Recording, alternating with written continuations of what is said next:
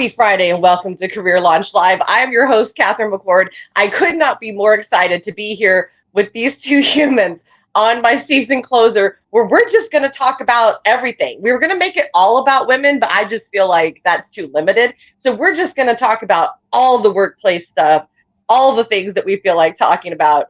And I just want to start off by saying that my good friend, Dr. J, who is immediately next to me here, corrected my grammar right before with her educational background, was a good friend and corrected my grammar, which I was too lazy to fix. You did, and I appreciated you because I was too lazy to fix it. You did, which was, I mean, that's what I was going to get to. It was with curiosity. But before we dive into how you did that and why it was so perfect and beautiful, I want to start with Miss Angela. Angela, can you please introduce your fabulous self to everybody, and then Dr. J, and then we're going to get started. Amazing. So I'm Angela Buccellato. I own the Resume Rescue. I do all things career services, whether you're trying to figure out what your next move is, transition careers, get back into the workforce, whatever. I come from a place of being fired from my job, being underpaid for being the only woman in the department, even though I was number one in the company. So tell me a story, your girl got you, and I can vibe with you on that. We've helped thousands of professionals to date just have their cake and eat it too with their career. And I also, why I'm here today, I have my own podcast called That's Business, which is how Catherine and I got connected. So where we interview people from all walks of life to tell their story and laugh along the way, and kind of like the phoenix rising from the ashes stories. It's a blast, and I totally dropped into her DMs, and that's how we met. So, Dr. J, what about you? Introduce your fabulous self. I am Jerry Johnson. I'm feeling like I need a podcast right now. Like I'm on these. It's almost like we've all been telling you that for years, Jay. Jerry Johnson, career educator. Currently, I am working with a learning company, Core Learning, as manager of literacy projects, working with partnerships with school districts across the country. And I am also on the side, I try to do a little consulting in the area of co-parenting currently. So I am all about that co-parenting life. And if you need some coaching in that area, hit me up.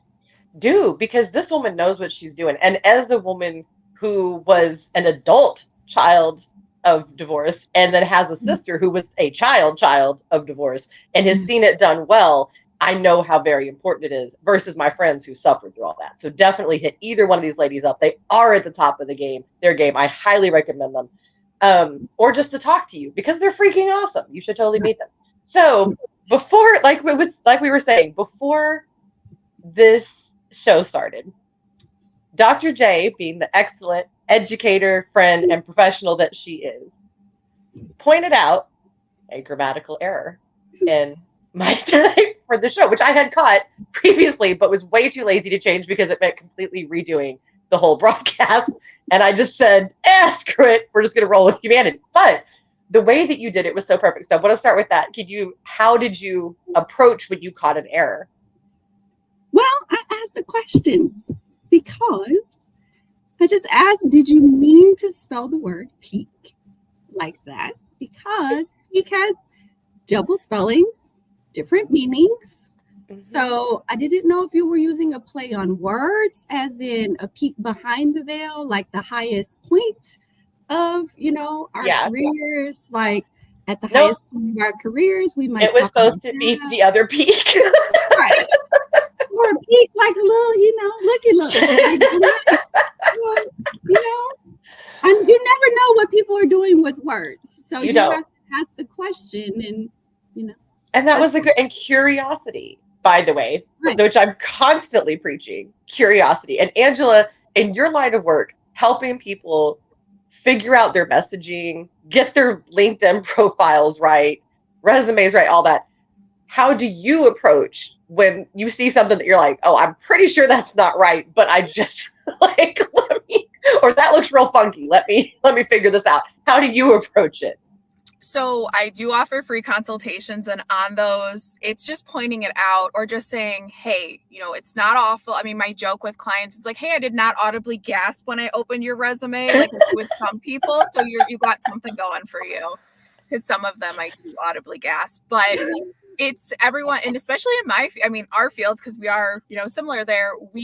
Everyone thinks they should know what to do with their careers. They should know how to write resumes. They should know how to do LinkedIn, but I have my master's, I have bachelor's, like I was never taught. And it's just like coming at it of a place of, I ask a lot of questions and just make them feel comfortable. And I'm this way with everyone, my partner, my friends, my family, you gals, like I make it a safe space where, I'm a tatted, skull loving, not corporate professional, but that's where I vibe with people. I would say my niche clients are the misfits, the corporate misfits, but yeah, and it's true, but it's the questions, right? And it's the camaraderie, and it's the making them feel comfortable. And humor is a great way to do that too. I use a lot of humor because I have candidates say some hilarious things to me, like hilarious. And I'm just like, but they don't mean it funny. And I'm just like, okay, so, here's this, and I'll make a joke about it, or I'll ask a question about it. And we just kind of go from there. I've had candidates misuse words, just like entirely misuse words. But you know what? That can also be a neurodiversity thing. And people don't realize that, because for some neurodiversities, it will flip words in your brain. And they just don't get it right. For instance, somebody very close to me, there are two streets in this one city named Marsh and Midway, and they're relatively close. Jay, you know that area in Addison, relatively close to each other, and knows what's on the quote furthest one from their perspective and the close one, but always switches the names around. Cannot get them right. It's never going to happen.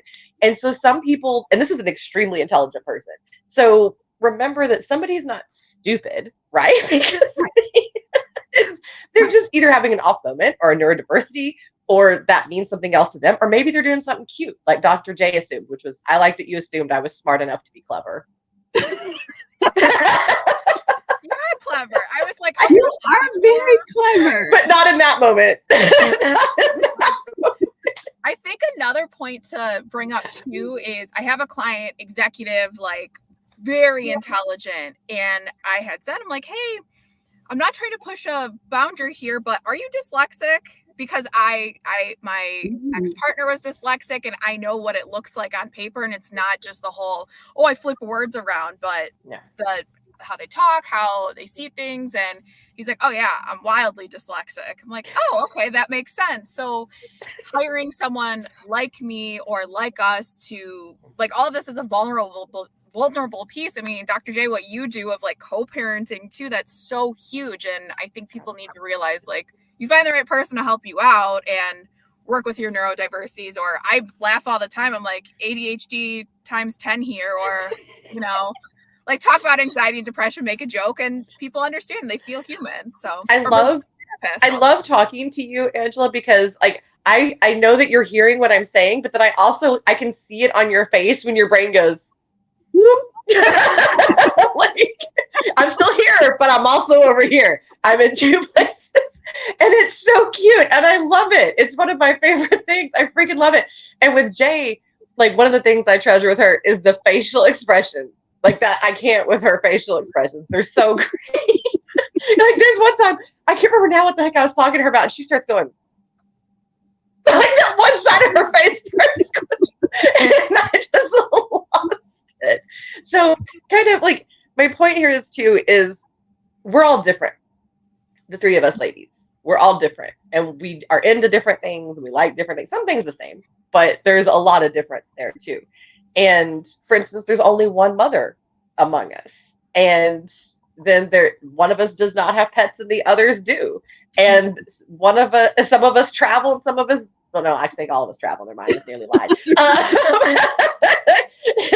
Some of us have, just had different experiences, all of this. And so it's really important when you're in the workplace, to remember that everybody's an individual. We do this thing where we expect everyone to work the same, to do things the same way, this very uniform way. or in school, right? Jay, like we've talked about that a million times, like how it starts so early, but it makes no sense. It makes no sense. Like here's here's an example. I ran a recruiting department at one point. 20 some odd people. I remember it was almost 30. It was so many people in this recruiting department. It felt like so many anyway, because they were all really extra. And so they were all different. And we had a set training program, right? But then we had different ways to present the information. Because for instance, there was one person and they just wanted to sit there and read everything and then regurgitate it to you to make sure that they understand, ask a couple questions, and then they were done. And that was it. And that's just how they learned. Other ones, they wanted to sit there and watch you and ask questions and jot down questions as you went and do that kind of thing. Then we had yet another one who comes to me and she was kind of hanging her head and she goes, I'm not getting the training. And I said, okay, what do we need to adjust? And she kind of looked up at me and she said, nobody's ever asked me that before. I said, okay, what needs to be different here? What is it? We are failing. What do we need to do? And she stops and she thinks about it and she goes, I don't, I'm a game learner. She's like, I have to like play with it and I have to like be interested. I said, okay, we can do that. And we came up with a recruiting like game that we played with her. And then we started like doing that with everybody at the end. We made it like a graduation thing. Like, okay, this is how you graduate is we're going to do this. Cool. And we did role playing and stuff like that. It was fun. It was so much fun. And so getting creative, I think we missed that. See what innovation comes out of that though? Just when people open their mouths. You know what I'm saying? Yeah. But it started with the question. I think that's our new theme for the episode. That question. Yeah, I mean, it started with that question. And like she said, nobody's ever asked me that question. And the innovation that came out of that. Yeah. And it could be helpful to so many other people. And it was. It was. Like we ended up teaching so many other people that way. And I was like, oh. This is the thing. Oh, hey, Tara. Hey. This is one of our friends, Tara. Hey, what's up, girl? I miss Tara. I know. I miss her and her making up her curse words. And I know. I love that she invents new cuss words. That's my favorite thing. Hey, Jason. Hey. Oh my goodness. Yeah. I love people that invent new words, especially cuss words. That's my favorite. Yeah. It's so fun. It's so fun. Angela, so on that line of questioning, like, because you innovate every time I'm talking to you, like I realize that you've come up with some other way that you do something or other. And I love it. And even in terms of how you resume rescue and like LinkedIn and all, it's very different approach. So why? Like, why do you just constantly think out of the box? Why? What is the service of that for you? It's just learning that everyone's different. I mean, I'm very much someone that, and Catherine, you've been pivotal to understanding like what my neurodivergent ass is and like what this means, because like I remember it was a TikTok that I was like, my neurodivergent? Like, what is this whole world? And then you literally slid in my DMs like shortly after. I'm like, my world is coming together. So it's really cool. And I don't have services tailored. I mean, I do, but it's not like we do interview prep all the same or we do it all the same way. I ask people, I'm like, if you want me to lecture you for an hour, I can. If you want me to do this way, I can. But it's just taking feedback from clients, because I know I'm not perfect. None of us are perfect, but we're very driven and kind of like when I meet new people or have these ideas that I do overwhelm my employees sometimes. And they're like, okay, chill out with the ideas. Like, let's bring it down it up. But you need the psychological safety for that, right? Like to be able to go, okay, like you're being so extra. I tell people all the time with me, because it depends. And Jay's seen me in different stages of my bipolar throughout our whole relationship. She's seen me in all the stages. She knows, like, I guarantee you, she can be like, oh, okay, that's where we are today. And you do, like, you have different needs. Sometimes and I tell people I have so much energy. Some days I can be overwhelming. So it's okay to tell me. And I tell people all the time, it's okay to say, slow down.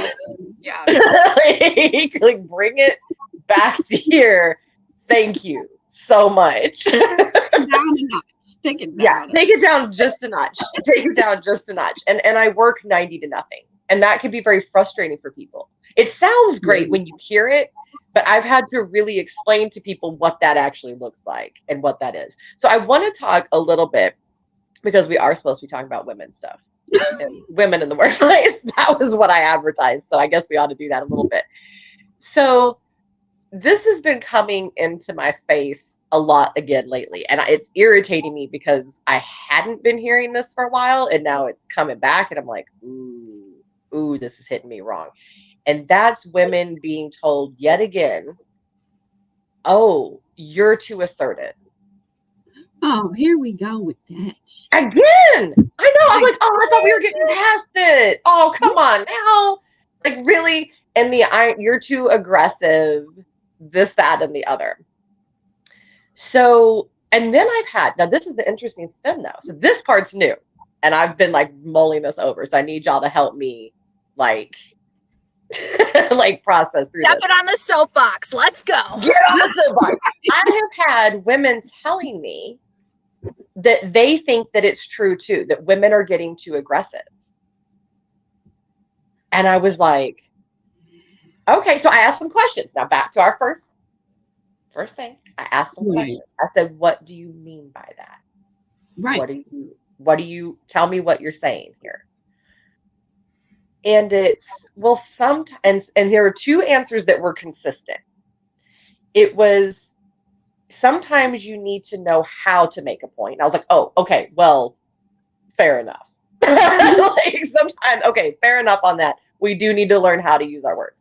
The other thing though, that came up consistently, amongst several and like different professions and nationalities and all this kind of stuff, was this idea that it was, how do I say it? Like, I'm trying to find the right word, because they each use kind of different words. So I'm trying to find like one that's universal for this.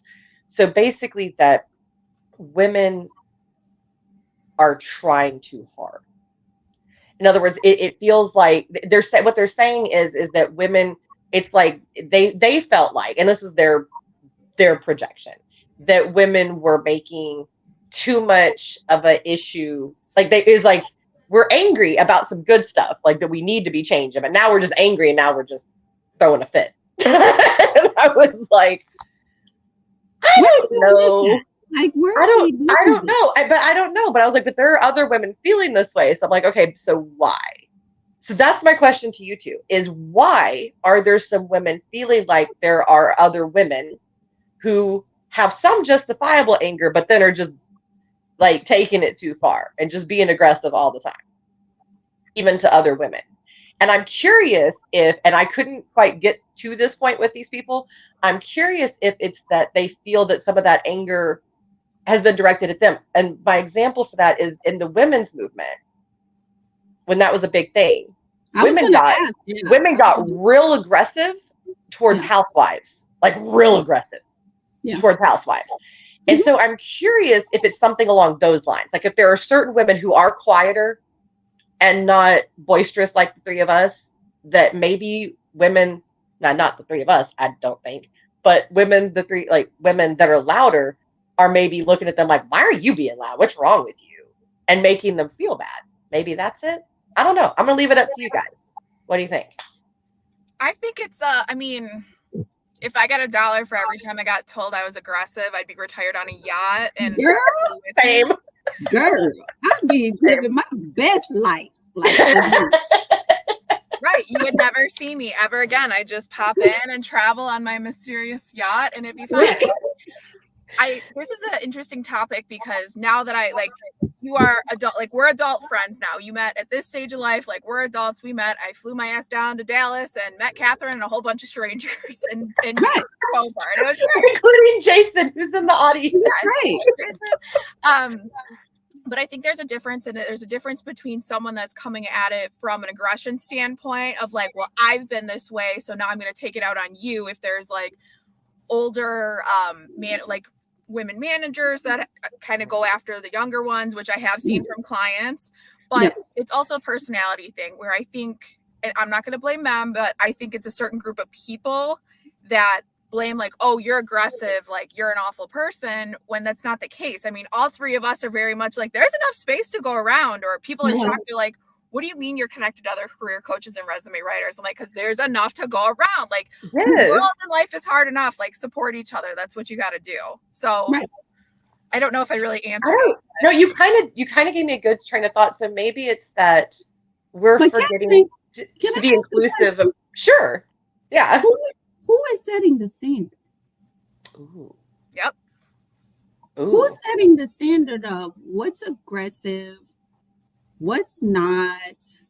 Like, why can't you? I've heard the difference between aggressiveness and being passionate about something and things like that. It's like, I don't know about you, but I can say what I need to say and not raise my voice, and you still feel it. Yeah. Like, so how you receive it in your lens is not my problem. Now, like, that's the reception. The reception of information. Exactly. Yeah. So how you receive it is that really me being aggressive? Or like, if you feel intimidated, is that really my problem? Or your own insecurity is not my problem. Like, so there's two feelings and thoughts that I have about this professionally. Okay, this is going to be professional, Catherine. So when HR Catherine has had to deal with these issues, this is what I come up with, is that number one, we do need to be mindful of the fact that our reactions are our own, and we do need to process that. Number two, we also need to be inclusive of the fact that not everybody is going to receive information the same way that we intend it.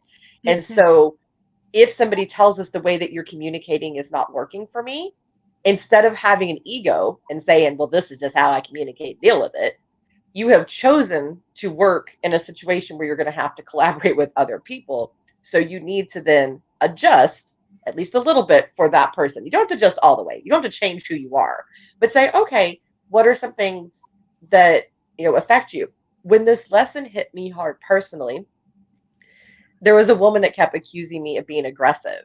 And I was like always helping her out and stuff. So I was like, what are you talking about, you insane human? But then what it was, that was ego, Catherine. I was like, what are you even talking about, right? I'm constantly helping you stuff, doing things for you. Like, what are you? It turns out when we got her to really open up, and you could tell there was something because she kept not wanting to say what it was. When it came out, big gestures scare her because she came from an abusive background. And I gesture a lot. And so my hand gestures made her automatically like shrink in. And I started thinking about it and thought, oh yeah, she does kind of do that when I talk. Like she does kind of like she would physically like don't hit me kind of a thing. And I was like, okay. It's not that like I fail as a human or anything like that, right? It's just she needs for her own issue, and we kind of worked through it. And I also told her that it was okay to tell me.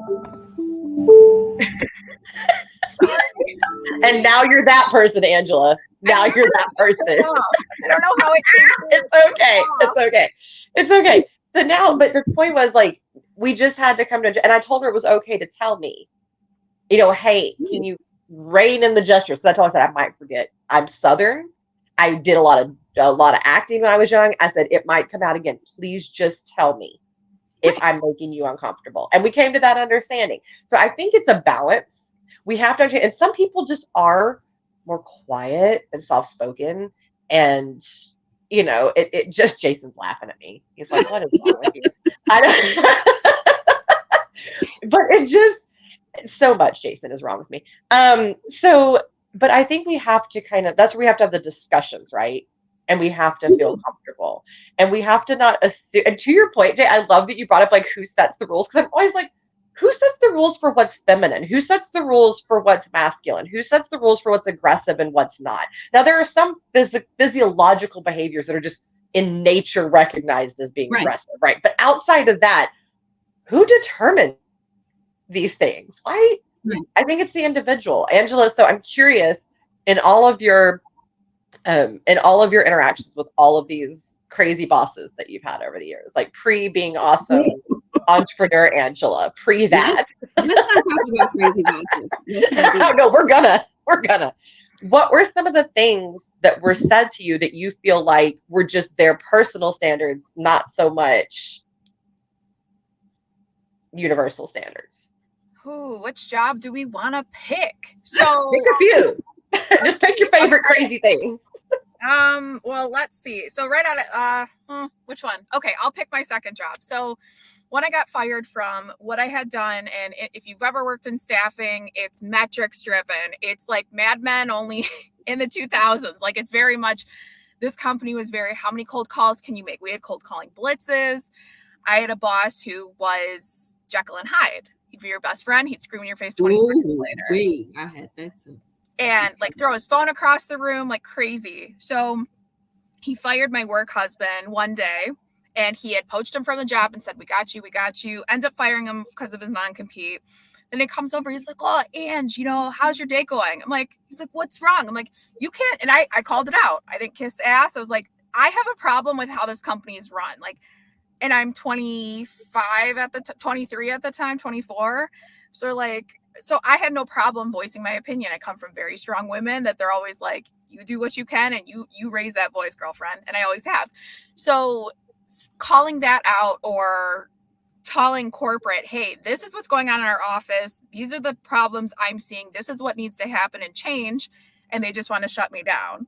So when I came home from my beautiful 2-week vacation to Italy, and I'm like, why am I stressing about this job? Why am I doing this? And then I got fired.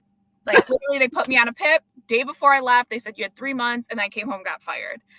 And I was devastated. So I don't recommend doing this, but I may have told him exactly how I felt on my way out. I've done that too. We all have. It is okay. It was like the true Italian Angela came out with tears streaming down her face, sobbing, and I'm like, you let me go after. Hear all the things. That was the beginning of my villain story. So, But I like that. But so they couldn't take that you were just honest. They asked a question and you answered honestly, and then they were like, wait a minute, I don't like that. Right. And I want to hit on that because that's something we were all taught when we were younger, is that it's unprofessional to be completely honest. That's sad. And to me, that's very sad. But Catherine, you and I talked about this before on the Bad Bosses episode. Like, the minute that you tell the truth, you better be ready for whatever comes after that. Because you have to know before you say it, this might turn out kind of bad. But but it's worth it. On this. I'm just like, yep. I once was back from vacation. What is it about vacation? So I went on vacation once at this great company I was working at, and our COO had left, and when I came back, there was a new one who'd been in place. He'd started the day that I started my vacation, so I hadn't seen him yet. And I came back, and we were about to have our first meeting, and the guy that had trained me and that sat next to me looks at me and goes, "Don't talk in this meeting." And I started to say something. He goes, because I know you. Just don't. Just write. It'll be okay. I promise. Just write it out. I'm like, what in the world? So we get in there, and first of all, this man does not understand anything about the industry. He's new to the industry. He has not bothered to learn it. Is using the terminology wrong. Is not understanding how to read the reports. And I'm just sitting there like, oh Jesus! But I'm keeping my mouth closed. Then he made fun of one of my coworkers' names in front of the whole company. You know what? That's just petty and immature. And my hands went up. And the guy next to me just went, because he already knew. And I sat there in front of the whole, and I'm not saying to do this. In front of because I was, again, 20 something. I was about 25 when 26 when this happened. I sat there in front of the whole company and undressed that man. I told him everything he had said incorrectly, everything he had done incorrectly. And then I looked at him and said, and the worst part of all is, what the heck kind of person makes fun of another human being's name in front of the entire company? What is wrong with you? So fast forward, I get fired in a couple of weeks. Surprise, surprise. Of course. And what was funny is he tried to say it was because my performance was bad. I was always number one or number two. Why that was not always go to that? I don't. Why you can't just say it because I mouthed off to you? It's okay. Just say it's because I mouthed off to you. Like, it's okay. Oh, So I go. I'm sitting there, and this new HR girl. It's her second day. And she's sitting there, and I said, and she starts telling me why I'm being fired. I said, oh no, that's not it. And she said, well, I said, I know all my numbers. I looked at him. I said, tell her the truth. Tell her why you're really letting me go. I said, it's okay that you're firing me, but be honest. Don't say it's about my performance. Be honest. And I looked at her, and he wouldn't say anything. I looked at her, and I said, he's firing me because I mouthed off to him in front of the whole company and told him what an idiot he was. Yeah. That's why he's firing me. And what a jerk he was being. And then I walked out, and then the owner of the company chased me down and tried to get me to come back. But I was like, because he didn't know I was being fired. But I said no. I said, because he was right too. I had mouthed off, and I was fully prepared. Like Jay said, I owned what I did. I owned it. And he was right to fire me. I shouldn't have done that. That was not okay either. I should have stood up for her. I don't regret that part, but I should have done it a lot more respectfully. But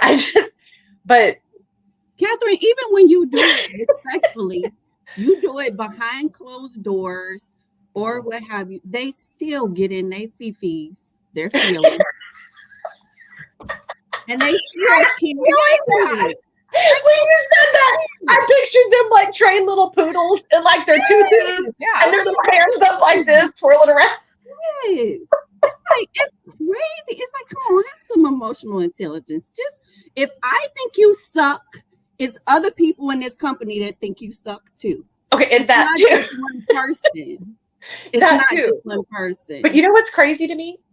So the fact that all of us have experienced this, and you want to hear something crazy? I know some guys that this is a women. I'm gonna get back on the women issue here. I know some guys that have done the exact same stuff and did not have the outcome that we did. Exactly, because they can't take it from women. They'll take it from the bros. Oh, you know, bros of hoes.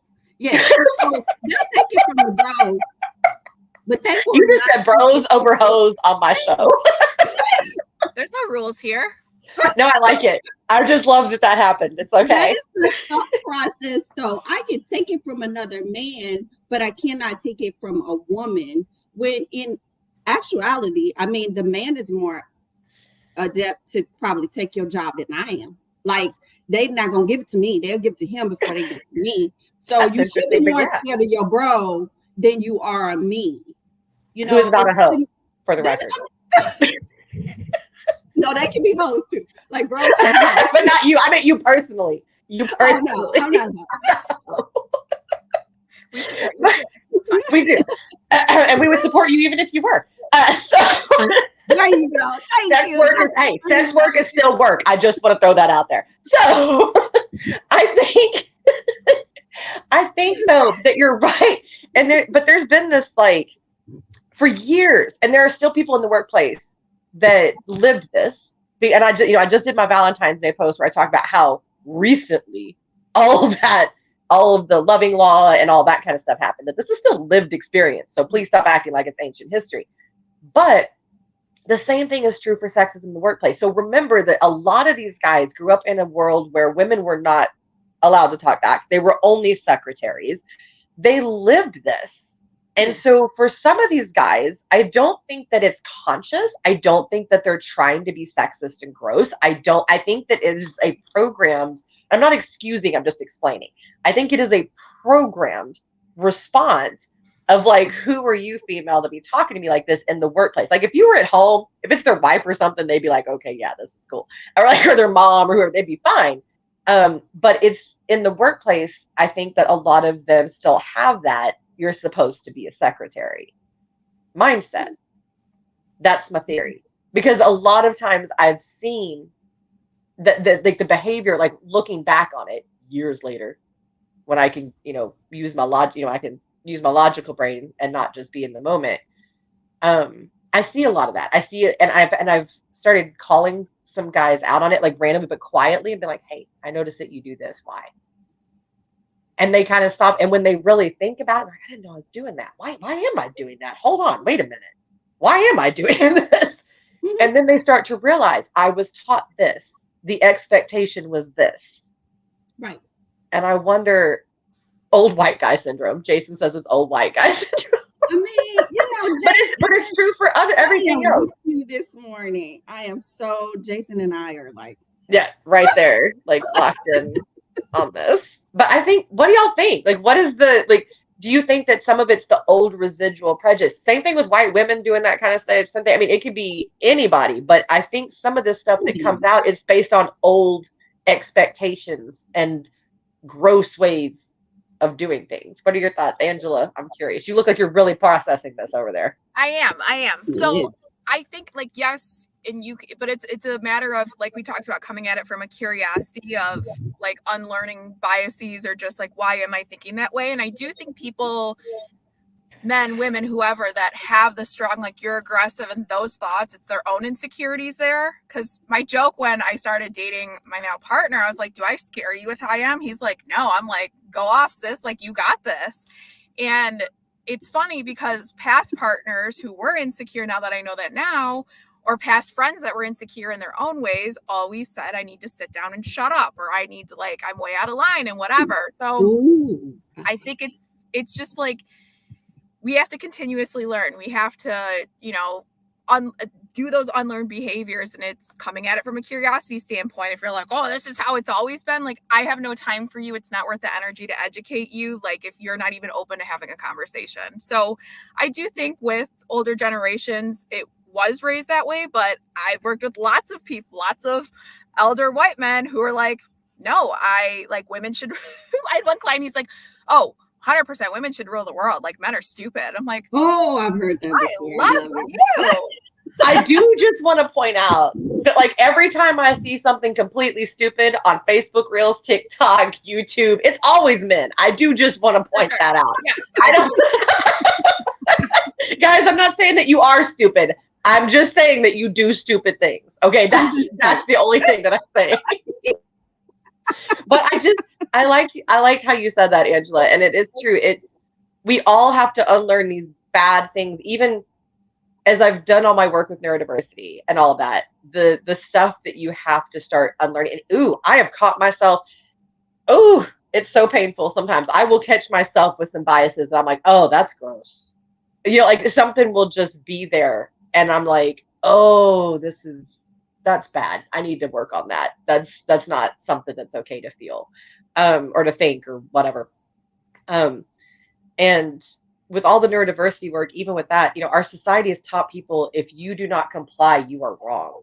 And that's created unhealthy habits and unhealthy, and it's not good. And then mental health problems, and people are like, oh, why do we have so many mental health crises? Well, because we were telling people, yeah, that you were broken and that you suck because of how you're designed. Well, no, that's not it.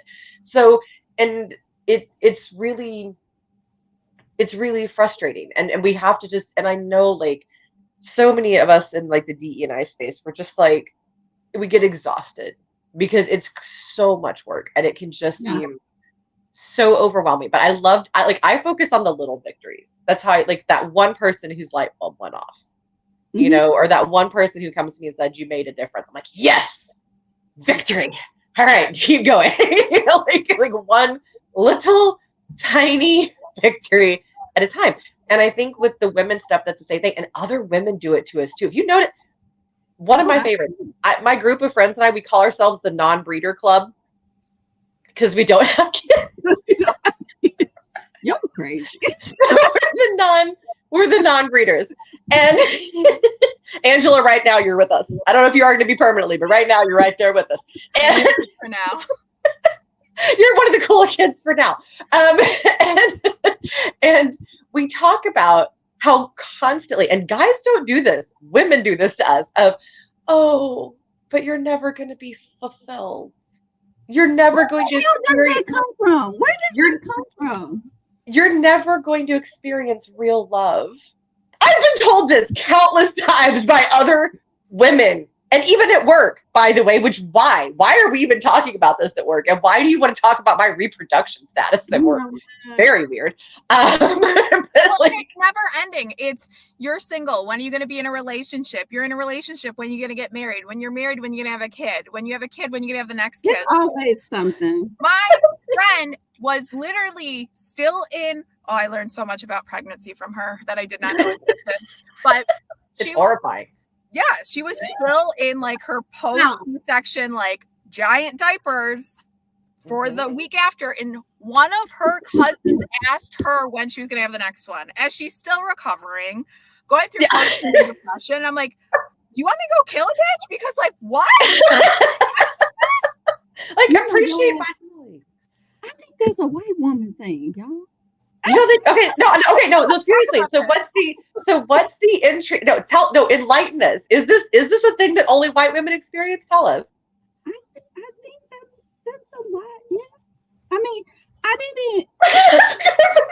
My friends did not ask me when are you having the next one and all of this type of stuff. I don't know. I mean.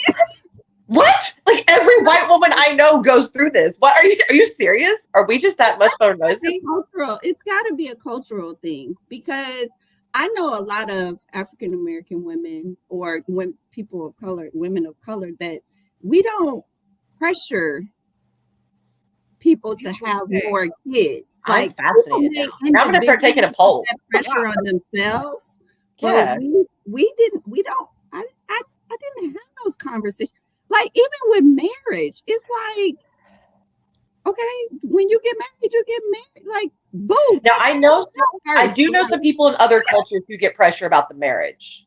I do. Yeah, I do know people in other cultures get pressure about the marriage, because, it used to be that your family chose your spouse and they paid a whatever, for somebody to take you and get it out of my house. But it's just, I don't know. I think it might be culturally based, because I don't remember having the pressure from my friends to get married. I remember having the pressure from my friends to go to school and to be able to sustain myself before I have a husband, because just in case the husband is not there, which happened to me twice. I mean, I have to be able to take care of myself and possibly my child, which happened to me once. So, it's just like, I don't know if that's a cultural thing or not, but that's interesting. From like my teachers, the staff that I was with and stuff like that, I used to hear those conversations all the time. And I used to say, why are y'all talking about that? Like, what? Yeah, it's so nosy. Right? Don't have enough pressure in life. And Jason brought up a good point, which I just put up his comment. I just took it back down about, you don't know somebody's story, and it is not for you to be bringing that up. And maybe they don't want kids because they just don't want kids, because not everybody wants a smelly, screaming human being running around their house that's constantly wanting their attention all the time. But I mean, kids are cute. Some, not all. I'm not one of those people that thinks all kids are cute. Some kids are weird. Other kids are adorable. But I think, but some people, there's a painful story. So I have both. I am genuinely happy not to have children. Love the fact that I don't have kids. Also, I had 6 miscarriages. I always say 5, but my husband reminds me, no, there were 6. So there were 6. I had 6 miscarriages.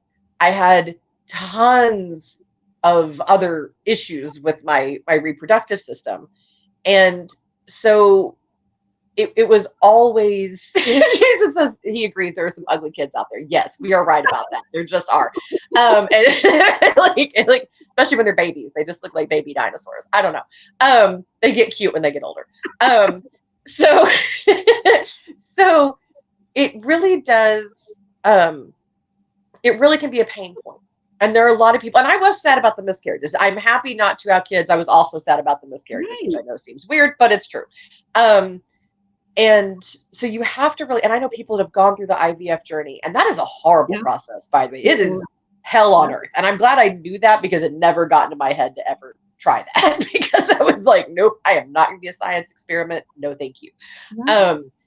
But it can be painful. So mind your business. You know, like mine just. If you have someone struggling at work, instead of being, oh, well, you're failing and coming at it of attacking standpoint, sit down and ask your employees, like, what's going on? And when you create a safe space or as a boss, then they will naturally come to you. I mean, I've done this with my own employees of it's kind of a fun healing, not fun healing journey, but, being like, wow, I had such awful bosses, not all of them, but a few like awful bosses who would just yell at you. But I didn't realize until I got into my early 20s, like on the miscarriage topic, how many women have miscarriages. Yes. My mother had 3 of them. I mean, and it's just the mental toll on everyone, just like, and gosh, we could talk about maternity leave and all those fun stories from clients. But it's just like you said, you don't know what someone's going through, and you back to the curiosity standpoint. I mean, institute a safe environment. Look after your employees, and you don't need to know their life details, but they will feel comfortable telling you. Exactly. Well, and also don't get nosy. And I want to separate the difference between curiosity and nosy. So curiosity is tell me what you need and how you need it. And you don't need to know the why. Leave it out. The what, the how, these are the things. Yes. How can I support you? What do you need? How is that going to work?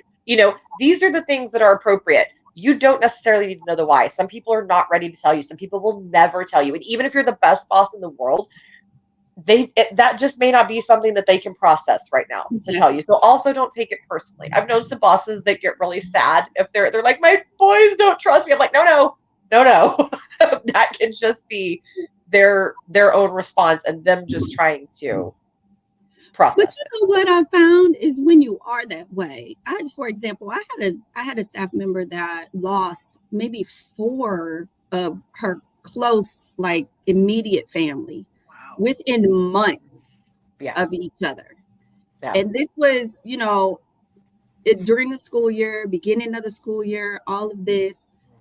And it was an inconvenience to have her out as much as she was out. But every time she came back to work, she worked the hardest. She came early, she stayed late, she picked up on different, things to do in the school as far as committees and all this type of stuff. And she ended up telling me that she did those things while she was there because she felt supported when she wasn't there. That's so beautiful. Every time she had to leave for her family member, passing or whatever, I felt so bad for her because literally within the span of 3 months, she lost 4 close family members. Yeah, that's crazy. That's awful. I have a friend that just happened to. Yeah. And so, I mean, once you have a space like that for someone, those will be your hardest workers. And she came to the whole staff and said if the staff that was there that year at that school, she probably would have lost her mind. Because amazing? Everybody was so supportive and, helping her out if something happened when she was out and informing her of what was going on with the class and, stuff like, and I was supporting her and making sure, we sent something for the funerals and things like that. So, it really makes the difference, just the small things that you do. Yes. If people could just step outside themselves and stop being so selfish all the freaking time, think about everybody is going through something, not just you. I do want to talk, though, about the other side of that. So here you go. So again, HR cat, here we go. So at some point, I have had people on my staff that always have a crisis. And I'm not talking about like that, where they legit have I know what you're talking about, yeah. Yeah. At some point, and there was a young woman, and she was like this. And there were things that were happening that if it had been just that, I would have never said anything, or just 2 of them, I never would have said anything. But it just kept being something all the time. And it would be like, my friend this and that, or, my second or third cousin this or that. I'm like, okay, look here. You a So I drama finally queen. set her, yes, I finally set her down and I said, I need you to work on setting better priorities. I said, you do not need to solve the problems for every human in your life. Oh, And what's going to happen is that you are going to be losing jobs. I said, you were not at your last couple of jobs for very long. What happened? Well, they said I was gone too much or they wouldn't work with me on my schedule. I said, that's all. I said, you will never have a job for a long time. I said, they're not being inflexible. I said, you're supposed to be here to do a job. I said, and you're leaving to do stuff that these other people can take care of. They can figure it out. Trust me. They are adult humans. They are capable humans. And if they're not capable, that's their own problem anyway. So, like work with them. I said, if you have, something in your immediate family that happens or a very serious situation, that's appropriate to leave and to deal with it right. or grieve or whatever you need to do. But all these little things, she would go be picking up groceries for her friend and stuff Oh, like this. I'm like, I no, know no, no, no, no, no, no, no, no, no. I'm like, your that. friend can figure it out. And I know like her heart was in the right place and she just felt like compulsive about doing that. It was actually a compulsion. You could see it. It was a mental health thing. But we started working on it and it was like, okay, like you've got to get better. And slowly but surely, she started being able to tell people no. And she told me, she said, thank you, all of you supporting me. And she set up, like, I got other women in there, like other mamas and stuff that were Right. like, okay, we're gonna help you set this boundary. We're gonna tell you. And so then the new system was she would have to go ask one of them, is this a reasonable thing to leave work? Ooh, Like that was like her checks and balance. It was her check and balance. Like, yeah. do you think this is reasonable? Like, what can we do here? And we Yeah. started working it out. And sometimes she would still leave for the thing. It Mhm. was okay. And other times we had to just stay our butt at work and just tell that other person to deal with it. So you have to kind of like do both, right? Like kind of balance the scale a little bit. So my last question for each of you is on that issue of balancing because this is a family issue. I'm not even going to limit this to women because this is I know so many wonderful fathers out there that Yes. have this too. That Yes. are my dad was one of those. My Sano parent was my dad, by the way, and he was glorious at it. And my mom did it for a few months and then was like, "This is not for me. I love this kid, but no." I totally get it because that would have It been me too. happens. But so when you think about family balancing, because our world is changing in that way, that there are new expectations, new things happening. Guys are finally getting the opportunity to enjoy parenting, which I think is wonderful. Mhm. I'm gonna start with Angela and then move to Jay. How do you create that balance as a workplace between family and work? I think when you start a new opportunity, or if you're in a corporation already and you're having a child, and we'll take it from a male perspective, communicating, like if you are a remote worker, like, hey, I have to pick my kiddo up at 3 p.m. every day or whatever that time is. A great example of this, of great accommodation, my said friend that we were talking about earlier, she found out she was pregnant day one of her new job, which could have been a Mm. nightmare, could have been awful. Like, but she worked with all women, and they were excited. They're like, "Oh, it'll be the first baby of the department." So her boss had, I think, 2 or 3 kids and was very flexible. So she comes back from maternity leave, and she's like, "Hey, with scheduling, like for daycare and everything, can we do this instead?"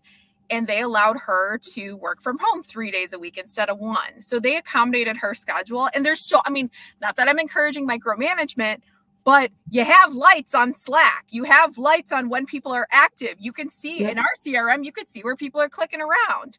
But it's like, if a company's not willing to be flexible with you, or just understand from the standpoint of like, we're all human and it's really freaking hard, and you a lot of times have to be a 2-income household with how expensive it is to live. So it's hard to have a family, and it's hard to like check all the boxes and live the American dream when you don't have the flexibility in the workplace. So I love that a lot of companies are able to just, allow you to adjust your schedule and just do that, because it's like, who cares? Like, I don't care. I don't care how often you work. Like, get your projects done. Like, I'm very much like that with my employees. Communicate with me. You get your stuff done. Awesome. Like, we'll talk about it. So communication. Have you noticed, like, that's the theme through everything we're talking about? Communication. Talk to the other humans and be reasonable and receptive. Yep. Pretty much. So Jay, and from the co-parenting queen over here, like, how do you create a situation that's going to be from the home standpoint? I'm going to ask you from the different standpoint. From the home standpoint, how do you set up for success? Are you saying if you're married or if you're single? Let's do both. How do you just like give us both? Like, if you have two parents in the same household, and if you do not, what do you do? My thing was, whether you have two parents in the household or not, what doesn't get calendared doesn't get done. Like, so for me, it was very important to share calendars or have a calendar that was visible for myself and my daughter. And, you know, if I needed to give it to my ex-husband, I would, for the month, with activities and all important things by the month for her. Of course, it was flexible, but, you know, whenever she was with him, he was responsible for all of her activities. Whenever she was with me, I was responsible for all of her activities. And for people who don't want to allow, you know, another parent to see their child, not because of serious things such as, you know, maybe abuse or what have you, but you're just in your fifties, like you're in your feelings about it. What I will say is what you need to look at is and think about is that time that the child has with the other parent is time that you can take for yourself to do things that you need to do for you, re-energize and reinvigorate, you know, your purpose, your things that you like, and take care of yourself. It sounds selfish, but it's necessary. Like, that's okay to be selfish with that time that you have by yourself. So my thing was being just very organized, and like you just said, the communication was a big piece too, effective communication, just about focused on the child, nothing else. And over the years, we got into such a routine that we didn't have to talk as much. Now, with an adult child in college, we have talked more in the past 4 years than we did over pretty much the course of her life. That's so funny. Just simply be that transition from high school to college and adult life and adult issues and mental health, all that type of stuff. Just partnering on how do we support her has been our biggest thing as far as communication these past 4 years. So it doesn't stop. It doesn't stop. You know what I'm saying? No, it doesn't. No, parenting is for life. And so I want to also state that we're not just talking about people that have kids, because like my mom has taken off to come be at some of my more like aggressive testing and stuff as an adult, and has had to take time off to be with my sister when she decided to nearly die. And so she's fine. Just for the record, she's fine. People have seen Michaela on the show. She's perfectly fine. But it does go on forever. It is a lifetime commitment. It is not 18 years. It is life. And so be respectful of people with adult kids to give them that kind of grace. And here's what I'm going to tell you: as somebody without kids, is it's still just part of your life. And I hear this nonsense of, for different things, whether it's something for women, whether it's something for parents, whether it's something for different cultures, people like, oh, it's special treatment. No, it's not. We're just working with that individual human. It's not special treatment. We are working with with this individual and their bubble and accommodating them as they are. And that's just that simple. It really is that simple. So I want to encourage everyone out there. Oh, and one last thing on this kids and workplace thing, especially now that we're in a remote world, ladies, because this has come up for me, female humans, I fully support breastfeeding in public. Do not breastfeed on a Zoom meeting. It is gross. That's The sound is upsetting. I don't like it. This is part of my neurodiversity, the misophonia. It is. I hate the sound. I fully support your right to it, but also it's not professional. And you don't whip out a boob ever at work for any reason, even if it's to feed your child. Don't do it. Like, I fully support your need to pump or whatever, but go in another room. Go do that. If you need to skip a meeting because you're at a certain point with your breastfeeding, if you need to be on mute and take the camera off, do what you do. Cool. Turn your mic off and your camera off. Do not do that where we can see and or hear it. Thank you. That's my final word on the topic. People do this. I was awful. It happened to me. I did not like it.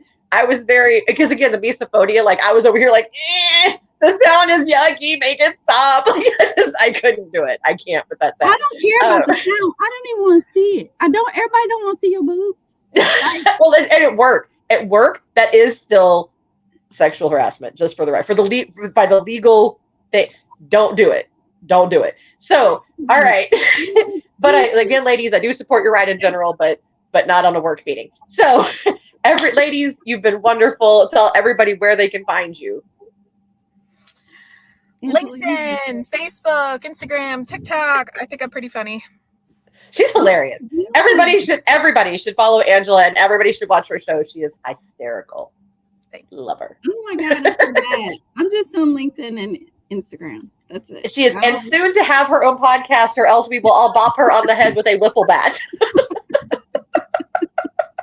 It'll be like in South Park where Cartman had the little wiffle bat. He's trying to kill Kyle with it. He just keeps bonking him on the head.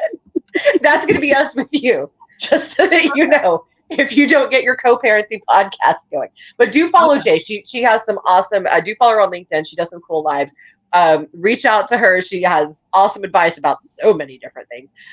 Reach out to both of these amazing humans. If you need help landing your next career, getting your profile together and all that, Angela is your lady. If you need help with education, co-parenting, or just good fashion, honestly, Dr. J is Dr. J is your person. Always feel free to connect with me too on LinkedIn.